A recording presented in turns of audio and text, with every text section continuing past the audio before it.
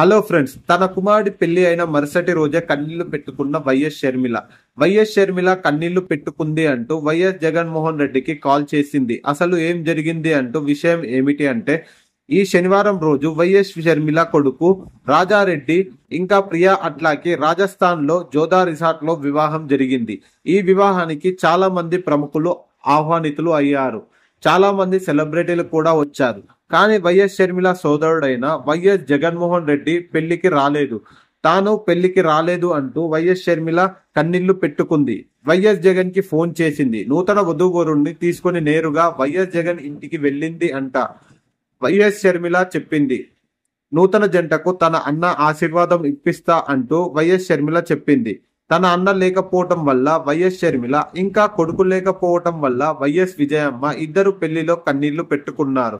ఈ శనివారం జరిగిన పెళ్లి తర్వాత ఏపీకి వచ్చిన వెంటనే వైఎస్ జగన్మోహన్ రెడ్డికి ఇంటికి వెళ్లిన వైఎస్ షర్మిల ఇంకా తన కుటుంబ సభ్యులు.